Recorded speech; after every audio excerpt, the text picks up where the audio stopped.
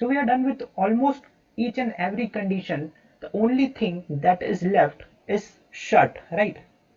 Here it is shut. So F has purchased shut. And that's how we made a circular arrangement in a most effective manner. Hello my dear banking aspirants, how are you all?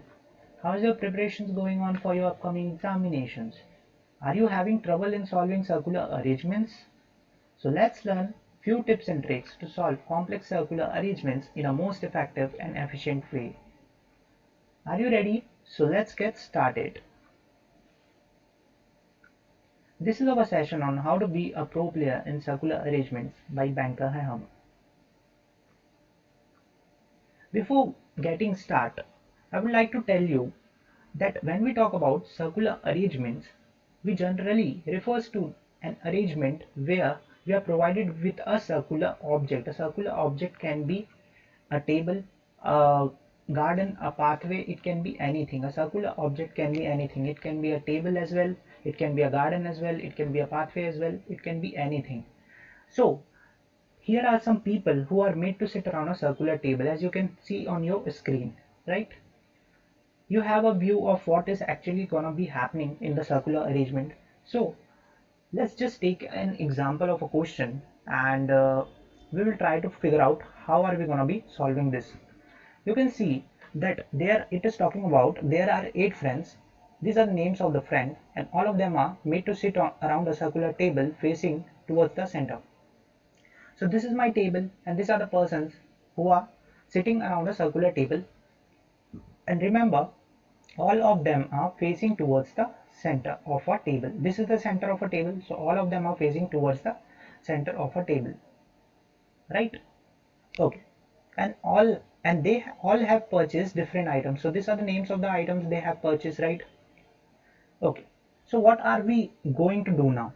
We are going to be having the cursory view of the question, and after that, after having a cursory view, we have to find out the rigid data or the data which are provided to us in a greater quantity.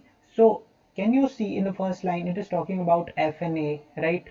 In the very next line it is given that C sits second to the left of D. D is not an immediate neighbor of A and F. Again A and F.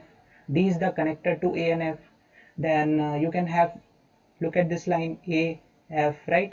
Also have a look at this A purchased I, and A has purchased I. Okay, this is what I have got a rigid data one, and the one F is neither the again. So it has provided you much data about A and F. So we are going to be starting our question with A and F, right? So let's start the question. In the first line, it is telling you that F sits third to the right of A. Let's just say that this guy is A, and A has purchased tie, you know, right? So A has purchased tie, and F sits third to the right of A, as these are all are facing towards the center. So where can F come? 1, 2, 3, third to the right. So this is F, this person is F, okay? In the next line, it is telling you that C sits second to the left of D, and D is not an immediate neighbor of A and F, okay? Immediate neighbor of A, who are the persons? These two are the immediate neighbor of A. Immediate neighbor of F, these two are the immediate neighbor of F. So as you can see, in the dotted place you cannot put who, you cannot put D, right? D cannot come at this dotted place. So what is the possibility to put D? Either this guy will be D, or either this guy will be D, right? Either you will put D here, or either you will put D here. But one condition was given, that C sits second to the left of D. If you put D, let's just imagine, if you put D here at this place, if this guy is D, second to the left there should be C, but we are already having F, so we cannot put D here. So the only place left to put D is this place. So this guy becomes D, right? Okay, you are fixed with D.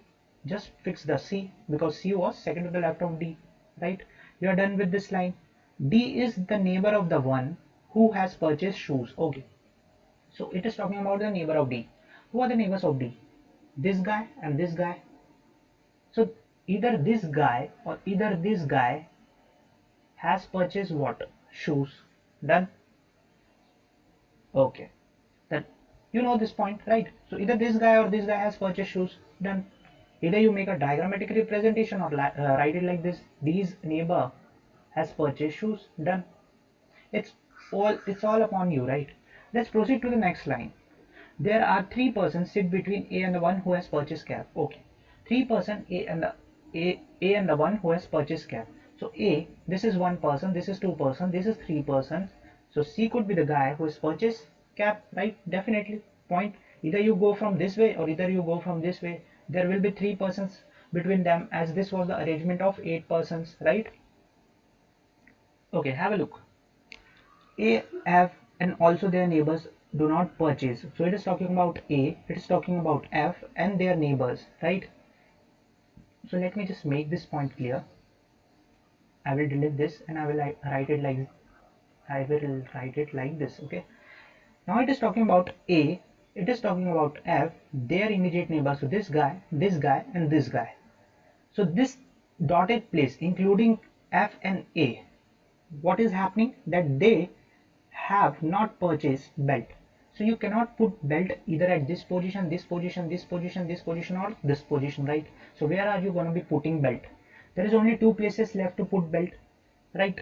Either this place or this place you are going to be putting belt, right? Either one of them have purchased belt. Okay, have a look at the next line. It is telling you that only one person sit between the one who has purchased shoe and B. Okay, shoe and B, one person. Okay, keep this thing in mind, shoe and B, one person.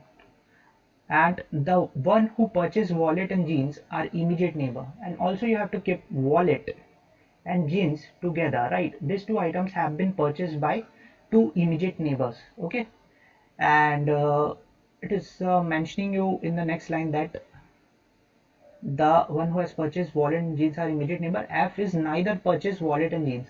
So you will not put wallet and jeans. I would recommend this as W and J. You will not put W and J at this position, right?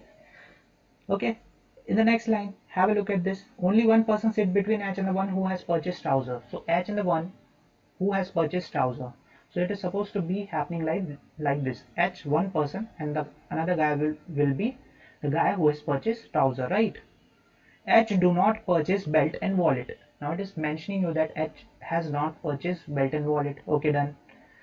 The one who has purchased trouser sits opposite to F. Okay, now it has given you the data that F opposite to the person who is sitting opposite to F is the guy who has purchased trouser.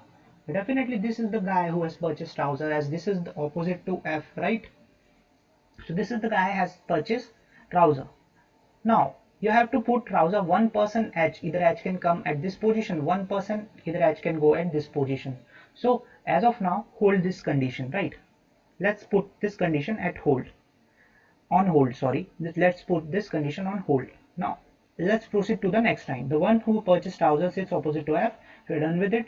G sits immediate right of E and has purchased wallet. E's immediate right is G, right? E's immediate right is G, and E and G have to be placed together, and G has purchased wallet, right? So these are the only two places where you can put E and G together. There is no other place, two places vacant where you can put E and G. So these are the only two places. So E and G will come at this position, right? And G has purchased what? G has purchased wallet. As you know, wallet and jeans will come together. So G wallet, I have to put jeans definitely at this position. This is the guy having G wallet. So jeans will come at this place because you cannot put wallet and jeans together at this position, right?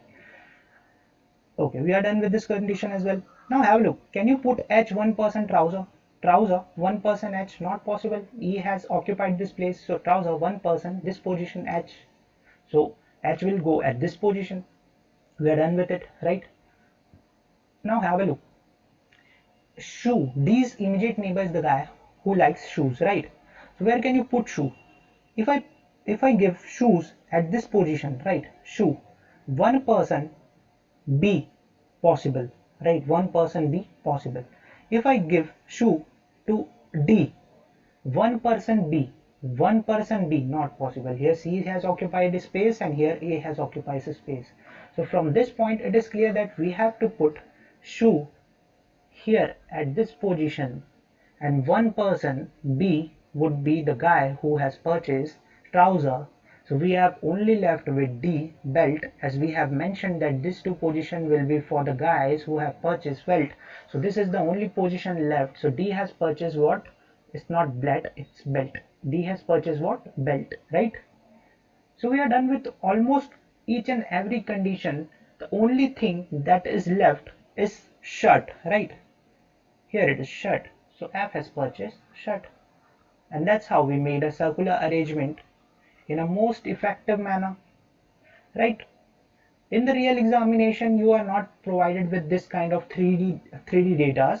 So what you are going to be making is that this is the circular table and these are the places where this 8 persons were sitting, and just you have to start with this point A, F, C and whatsoever we have fixed till now, right? So this is how you solve the questions. Okay, this is my office. Have a look at this. Sounds funny.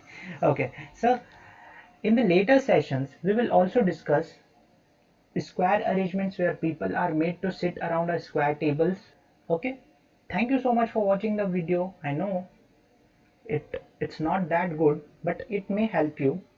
Do visit my channel again and keep practicing hard and always keep smiling. Thank you so much, guys.